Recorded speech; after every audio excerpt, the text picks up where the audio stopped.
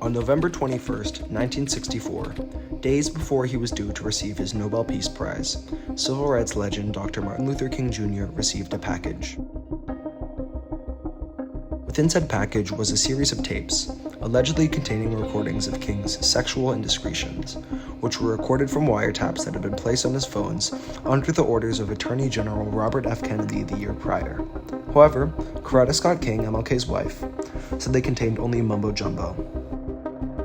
Also enclosed in the package was a letter containing, among other insults and threats, the following quote: "The American public, the church organizations that have been helping, Protestants, Catholics, and Jews, will know you for what you are, an evil beast.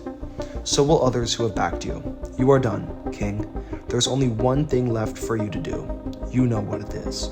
You have just 34 days in which to do so. This exact number has been selected for a specific reason. It has definite practical significance. You are done. There is but one way out for you. You better take it before your filthy, fraudulent self is bared to the nation." By this point, you have probably correctly guessed that this was more than just a run-of-the-mill death threat. You see, this specific threat was carried out by the FBI as part of their controversial Counterintelligence program, or COINTELPRO.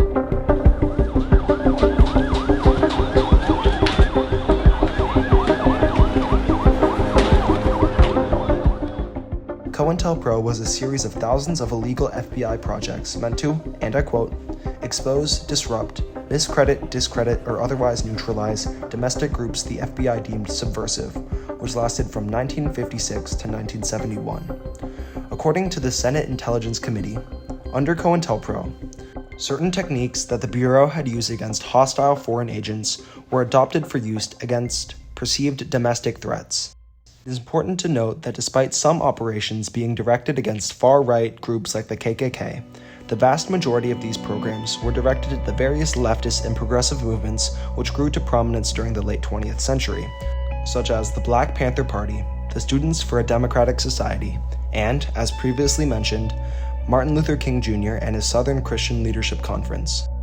In fact, in the first set of COINTELPRO documents leaked to the public, only 2 cases involved right-wing groups, while 10 concerned immigrants and over 200 targeted various left-wing or liberal groups.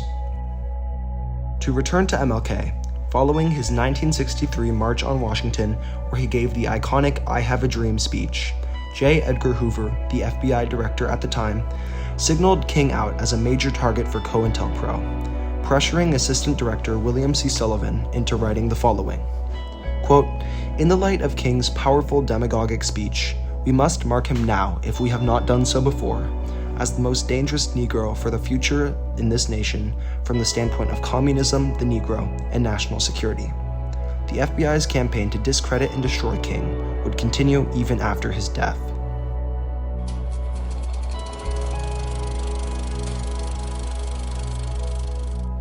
To better understand COINTELPRO, it is important to recognize the operational autonomy the FBI had at the time. Remember when I said that Robert Kennedy approved the wiretapping of MLK's phones? While technically true, the orders given only called for usage of wiretaps on a trial basis for a month or so. However, upon receiving these orders, Hoover allowed his men to be unshackled to search any part of King's life for evidence.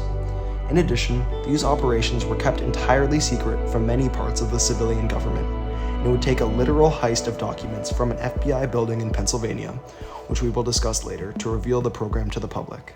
This autonomy allowed the Bureau to act in the gray area of the law, and in many cases overtly break it. I believe that this quote from the Senate committee established to look into COINTELPRO after its leaking sums it up best. Quote, "Many of the techniques used would be intolerable in a democratic society, even if all the targets had been involved in violent activity. But COINTELPRO went far beyond that. The Bureau conducted a sophisticated vigilante operation aimed squarely at preventing the exercise of First Amendment rights of speech and association." According to Brian Glick's War at Home, COINTELPRO missions comprised of 4 main types.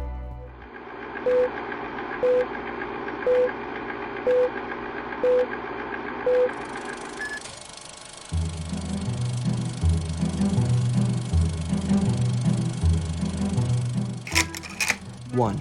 Infiltration.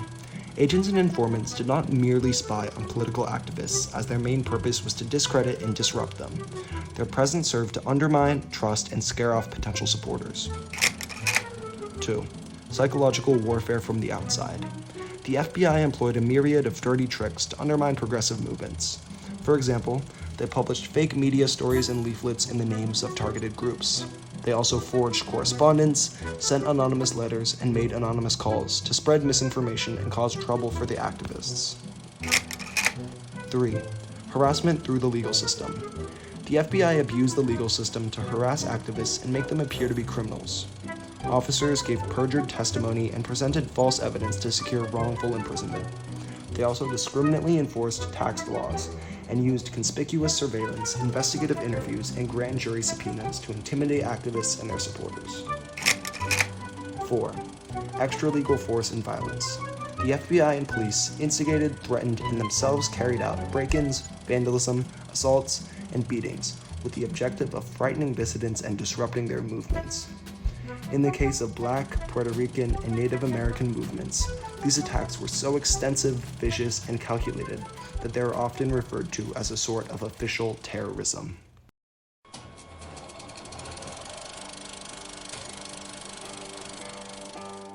While the most intense COINTELPRO measures were employed against the Black movement, specifically the Black Panthers, they actually employed measures against 7 main targets, those being 1. The Communist Party USA, 2. Groups seeking independence for Puerto Rico, which also targeted groups seeking human rights for Puerto Ricans living in the United States, such as the Young Lords.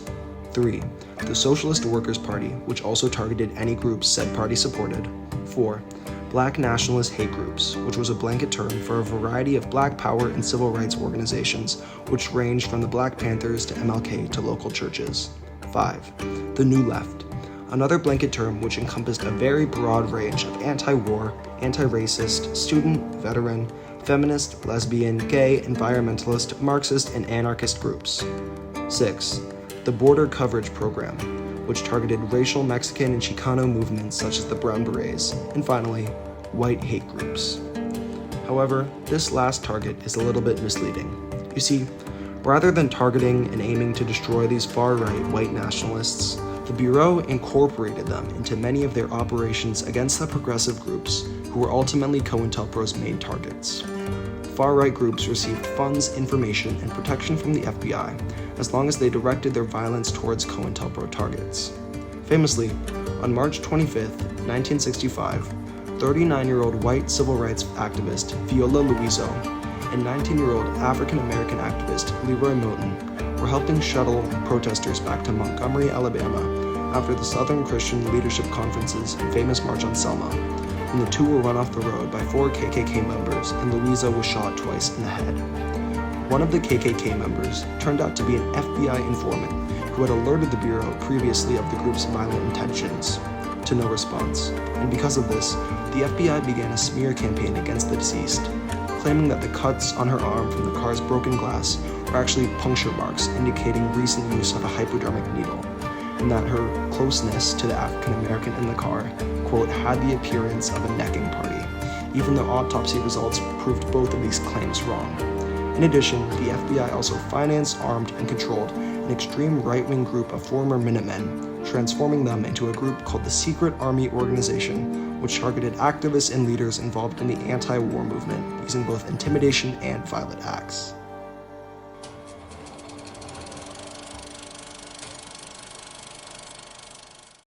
You might remember earlier when I mentioned how it took a literal heist to reveal COINTELPRO to the public and the broader civilian government. That wasn't an exaggeration. The public first heard of COINTELPRO when a group of activists calling themselves the Citizens Committee to Investigate the FBI broke into an FBI office in Media, Pennsylvania, while, I kid you not, officers were distracted by an ongoing Muhammad Ali boxing match. They stole documents which they then released to the press. The leakage of these documents and the subsequent national uproar led to the creation of the Church Committee in the Senate, which, in addition to providing the public with more details about COINTELPRO, also released information on a myriad of other secret and equally controversial government projects, including infamous MKUltra, an operation that involved the drugging and torture of unwitting US citizens as part of human experimentation on mind control, Family Jewels, a CIA program meant to assassinate foreign leaders, and Project Shamrock, which revealed how major telecommunications companies shared their traffic with the NSA. Nevertheless, many of COINTELPRO's documents remain fully or partially classified, with one retired FBI special agent having stated that the most heinous and embarrassing actions were never committed to writing. So it appears that, at least for now, we can only know so much about one of the FBI's most controversial programs. Now, despite COINTELPRO's official end a few weeks after its existence was revealed, clandestine operations similar to the programs continued with similar targets, especially following the Reagan administration's decision to narrow the Freedom of Information Act, which had previously acted as a major source of information about the Bureau's operation. In addition, Reagan's administration pardoned the only 2 FBI officials convicted of COINTELPRO-related crimes and legalized much of what had been outside the law under COINTELPRO with Executive Order 12333, which provided a legal pretext for the Bureau's covert operations against the opponents of the Reagan admin's foreign policy in Central America. COINTELPRO serves as a cautionary tale of how far a supposed democracy will go when the people exercising their promised freedoms aren't utilizing them in a way that the ruling power deems acceptable. It is one of many examples of America's dark past, a case that demonstrates how the so-called land of the free fails and has failed in many ways to live up to its nickname, and a lesson that preaches the importance of civilian oversight and governmental transparency. Thank you guys so much for watching. If you enjoyed and want to see more, feel free to like, comment, and subscribe. If you want to see where I got my information, or if you want to do some further interesting reading, I've left a list of the sources I used to make this video in the description. See you all next time.